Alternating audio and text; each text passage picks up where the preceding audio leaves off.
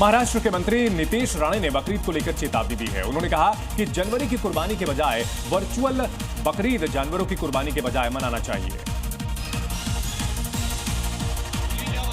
महाराष्ट्र में बकरीद पर जारी विवाद को मंत्री नीतीश राणे के बयान ने और हवा दे दी है। नीतीश राणे ने कहा कि हिंदुओं के त्योहारों पर फोकट की सलाह दी जाती है, ड्राई होली मनाने को कहा जाता है, इको फ्रेंडली दिवाली की मांग होती है, लेकिन बकरीद पर ऐसी सलाह क्यों नहीं दी जाती? बकरीद पर क्यों नहीं कहते कि वर्चुअल बकरा काटो? नीतीश राणे ने कहा कि जो नियम हिंदुओं पर लगते हैं वो मुस्लिम समुदाय पर क्यों नहीं लगते? वहीं राणे ने चेतावनी देते हुए कहा कि यहाँ सरिया कानून नहीं, अगर बकरीद के नाम पर गलत हुआ तो देवा भाव की सरकार फैसला लेगी। महाराष्ट्र गौ सेवा आयोग के एक फैसले पर एसपी नेता अबू आजमी गुस्से में है। उन्होंने कहा कि मुसलमानों के खिलाफ नफरत फैलाने की कोशिश की जा रही है।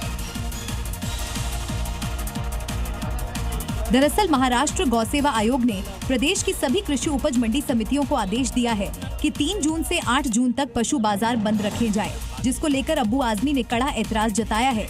उन्होंने आयोग के अधिकारों और फैसले पर सवाल खड़े किए हैं और आरोप लगाया है कि मुसलमानों के खिलाफ नफरत फैलाई जा रही है। उन्होंने कहा कि ऐसी हरकतों से मुस्लिमों को टारगेट करना बंद कीजिए। देश संविधान से चलता है और हर धर्म के लोगों को अपनी आस्था के अनुसार जीने और अपने धर्म का पालन करने का पूरा अधिकार है। उन्होंने कहा कि मुसलमान अपने ईमान और हक के साथ बकरा ईद मनाएगा।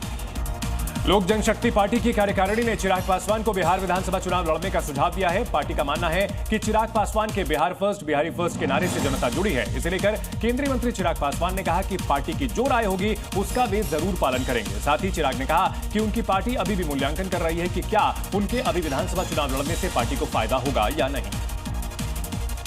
बकरीद को लेकर महाराष्ट्र सरकार के मंत्री नीतीश राणे ने मुस्लिम समुदाय को बड़ी सलाह दी है। नीतीश राणे ने कहा कि आप सभी मुस्लिम समुदाय के लोग एक होकर फैसला करें और वर्चुअल बकरीद मनाएं। पशु प्रेमी और बाकी लोग ये सलाह दें। इसी के साथ चेतावनी देते हुए उन्होंने कहा कि गाय को राज्य माता का दर्जा मिला है, ऐसे में बकरीद पर ऐसी घटना ना हो जिससे सामाजिक सौहार्द बिगड़े।